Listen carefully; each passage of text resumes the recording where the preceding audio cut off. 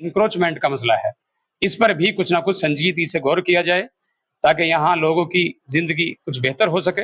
अमानत साहब को बुलाया था, उनका वादा था, वो नहीं आए। लिखती ही रही उंगलियां तहरीर वफा की, पत्थर पे कोई नक्श न उभरा तो मुझे क्या। ओखला को अभी अपना घर मानने को तैयार नहीं। हम रह तो रहे हैं यहाँ 20 साल 30 साल से, लेकिन यहाँ के जो लोग रह रहे हैं वो ओखला को अभी अपना घर नहीं समझ रहे।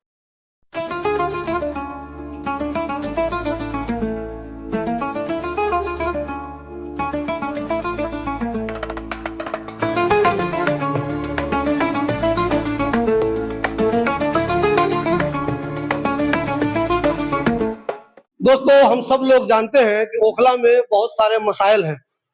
इस ताल्लुक से जो लोग हमारा चैनल देखते होंगे वो देखते होंगे कि 99% वीडियो मैं इसी ताल्लुक से बनाता हूँ। यहाँ जो मसाइल हैं, कभी अमानत भाई से बात करता हूँ, कभी अरीबा से बात करता हूँ, कभी नजर दानिश से बात करता हूँ।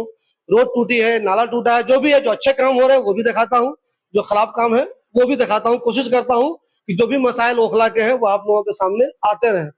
यहाँ ज्यादातर लोग ऐसे हैं ओखला में जो हालात के बारे में जानते हैं, लेकिन वो सिर्फ मुझसे ऑफ कैमरा पीछे कहते हैं शिबली भाई ये काम नहीं हो रहा, वो काम नहीं हो रहा, या फिर वो लोग फेसबुक पर लिखते हैं। एक्टिव पार्टिसिपेशन उनका बिल्कुल नहीं है, वो कुछ नहीं करते, अपने अपने घरों में सोए रहते हैं। आज मैं यहाँ पे जिन लोगों के साथ हूँ वो वॉलंटियर्स ऑफ चेंज की ये टीम है। ये वो लोग हैं जो सब के सब बेल ऑफ है, अपना अपना काम करते हैं, इनको किसी की मदद की जरूरत नहीं है। लेकिन ये सब के सब लोग चिंता करते हैं कि इलाके में जो सारे मसाइल हैं उसका हल निकलना चाहिए। आज इन्होंने ईद मिलन के नाम पे एक प्रोग्राम किया था जिसमें मेन इशू ये था discussion on the issues of Okhla. इसमें उन्होंने दावत दी थी ओखला के एमएलए अमातुल्ला खान को। इनका कुछ प्लान था जो उनसे वो बात करते बताते कि ये इशू पे काम होना चाहिए। जौहर साहब, सबसे पहले ये बताइए, आप सब के सब लोग जिम्मेदार हैं, अपना अपना काम करते हैं, लेकिन अफसोस की बात है इतना बेहतरीन इशू पे आपने काम किया, लेकिन अमानत साहब भी नहीं आए, ख्वाजा एम शाहिद साहब भी नहीं आए।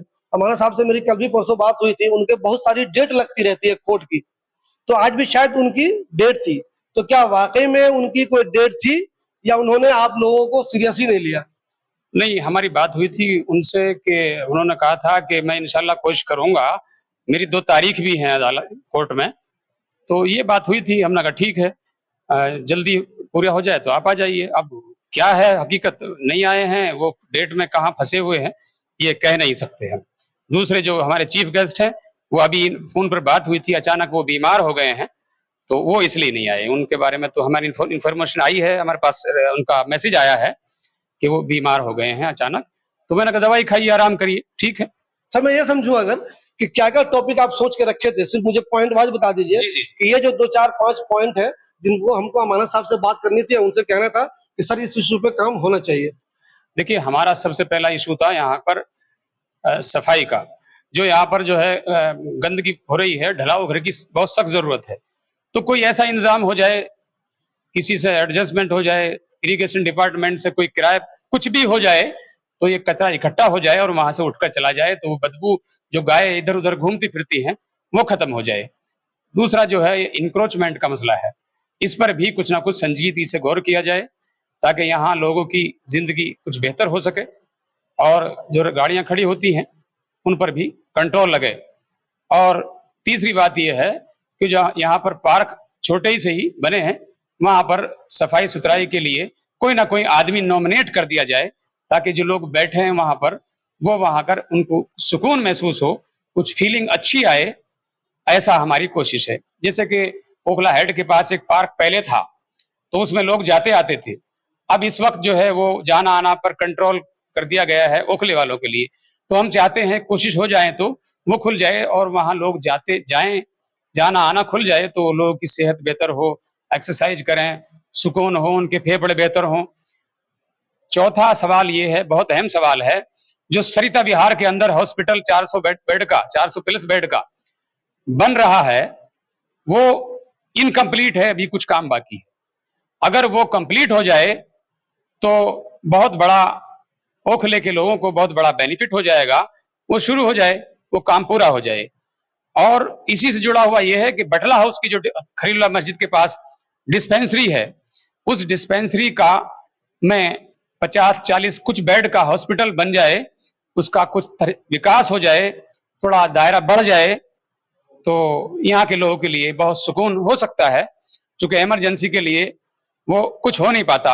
अगर और भी कुछ ना हो सके तो उसको खातून के लिए डिलीवरी के लिए उसका स्पेशल तरीके से इस्तेमाल हो जाए, क्योंकि हमारी खातून जो है वो दूसरे हॉस्पिटलों में नर्सिंग होम जाती हैं, बहुत पैसा भी खर्च होता है और उनका जो काम होना चाहिए था वो ठीक से नहीं होता है, बेहुरमती भी होती है। तो हमें इस बात का बहुत बड़ा एहसास है। तो हम विधायक साहब से गुजारिश करते हैं कि इसका थोड़ा सा ख्याल करें। मास्टर साहब ये बताइए, इतना अहम इशू था, फिर भी मैं देख रहा हूँ कि लोग मौजूद कम रहे। इतने मसाइल हैं, लोग चाहते हैं मेरे सारे मसले तो हल हो जाए, लेकिन खुद उनकी मौजूदगी नहीं रही, इस पे क्या कहेंगे? शिबली साहब, आजकल का जमाना जो है वो ये चाहता है कि हम कौम की खिदमत तो करें, लेकिन पोरों पर, उंगलियों पर मोबाइल ले लिया, बैठे हुए हैं, मैसेजिंग कर रहे हैं, ग्रुप्स में अपनी बात को फॉरवर्ड कर रहे हैं, इधर से मैसेज आया उधर कर दिया, और बस यही समाज का सबसे बेहतरीन तरीका है। थोड़ा सा घर से उठ के यहाँ तक आना, ये बड़ी जहमत की बात तो नहीं थी, चाहते तो लोग इसको कर सकते थे, लेकिन इतनी अहमियत नहीं देते हैं इतने मसाइल पर, है ना। वो भी तो लोग थे, चंद ही लोग थे जिन्होंने जामिया को बनाया था, यहीं पे आके खैमाजन हुए थे। इसी तरीके से बहरहाल हमारा तो काम है कि लिखती ही रही उंगलियां तहरीर वफा की, पत्थर पे कोई नक्श न उभरा तो मुझे क्या। हम तो अपनी कोशिशें जारी रखेंगे, लोगों को जोड़ने की कोशिशें करते रहेंगे, वो आए या ना आए ये उनका फर्ज है। बहरहाल आना चाहिए था लोगों को, और आइंदा के लिए हम उनसे फिर गुजारिश करेंगे कि जो भी कोई तकरीब हो इस तरह की, उससे जुड़िए, अपना दामे दिरमे सुखने ताउन भी दीजिए। हम लोग तो बेलौस काम करने वाले लोग हैं और कर रहे हैं। नसीब भाई, मुझे बताइए, इस तरह के जो लोग जिसकी कम दिखी आए, तो क्या इससे कुछ मायूसी हुई आपको, हिम्मत टूटी, कह रहे हम क्यों मेहनत करें यार, जाओ तुम भी गंदगी में रहो, मरो, मुझे क्या करना है? लेकिन नहीं, आपकी जो वॉलंटियर्स ऑफ चेंज की टीम है पहले भी मेहनत करती रही है, आगे भी मेहनत करती रहेगी। नहीं, मायूसी तो कुफ्र है, हम मायूस बिल्कुल भी नहीं है। हमारा प्रोग्राम जो हम चाहते थे वो पूरा हुआ। ठीक है, अमानत साहब को बुलाया था, उनका वादा था वो नहीं आए, मगर उन तक जो है हमारा मैसेज पहुंच जाए कि भी जो इलेक्शन से पहले उनका वादा था, और उनको रिप्रेजेंटेशन एक रोड मैप बना के भी दिया गया था, और उनका ये वादा था कि हम इलेक्शन के बाद मिलेंगे। आज का उनका वादा था आने का, नहीं आए, कोई बात नहीं, मगर ये जो है कि जो अधूरे काम है वो उनके पूरे हों। एक कुछ स्कूल्स प्राइमरी लेवल के लिए बनाने की बात उनको बताया गया था, वो कुछ लाइब्रेरी की बात थी, सड़कें यहाँ टूटी हैं या गंदगी, सफाई, सीवर, इन सब के ऊपर में बात होनी थी। बहुत जगह हमारे डी ब्लॉक में भी एक बड़ा सा टुकड़ा सीवर का जो है वो मिक्स हो रहा है पानी के साथ, तो वो गंदगी, गंदा पानी घरों में पहुंच रहा है। तो उसमें भी कुछ, वो तो अभी इशू आया मगर उन पे बात होनी थी, वो नहीं आया, तो ये मैसेज उन तक पहुंच जाएगा। और हम जो हमारा जो मिलने का ईद मिलन का प्रोग्राम था वो पूरा हुआ, हम आपस में मिले, आपस में डिस्कस किए, आइंदा आने वाले जो हमारा कमी रह गई थी उसे हम पूरा करेंगे और प्रोग्राम बेहतर से बेहतर करने की कोशिश करेंगे। इंशाअल्लाह ओखला को जो बेहतर बनाने का हमारा अज़्म है वो पूरा होगा। तो मैं ये बता दूं, ये जितने लोग आप यहाँ पे देख रहे हैं, ये वो सब लोग हैं तब से शाहीन बाग या ओखले में जब ये इलाका जंगल हुआ करता था। मुस्लिउद्दीन भाई उन्हीं लोगों में से है, जब शाहीन बाग जंगल था, खेत था बिल्कुल। मुस्लिउद्दीन भाई, तब से आप लोग कोशिश कर रहे हैं। अब्दुल रशीद अगवान साहब बेचारे ने बहुत मेहनत की, अल्लाह उनको जन्नत दे। आपको क्या लगता है कि लोग इस मामले में एक्टिव क्यों नहीं होते, जब आप उनके ही इशू पे बात करें तो?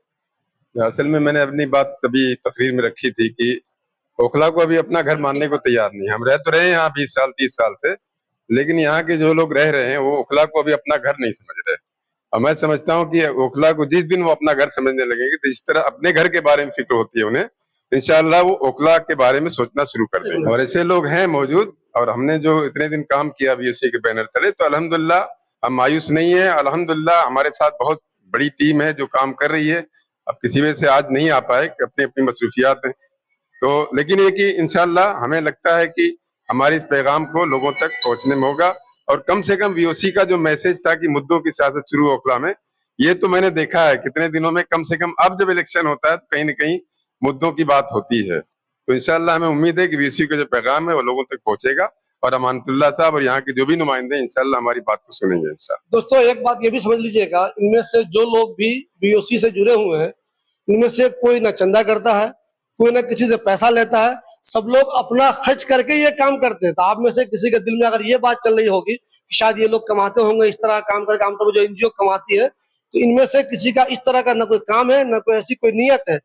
ये लोग सिर्फ वॉलंटरी अपनी जिम्मेदारी निभाते हैं, अपनी खिदमत देते हैं, और सबका मकसद सिर्फ एक है कि नुमाइंदों से मिलकर, जो यहाँ ऑफिशियल्स हैं, उनसे मिलकर इलाके के हालात बेहतर हो सके। अगर ये लोग खिदमत कर रहे हैं, ये लोग मेहनत कर रहे हैं, ये लोग वक्त निकाल रहे हैं, तो आप लोग भी अपना वक्त निकालिए ताकि ओखले के हालात को बेहतर किया जा सके।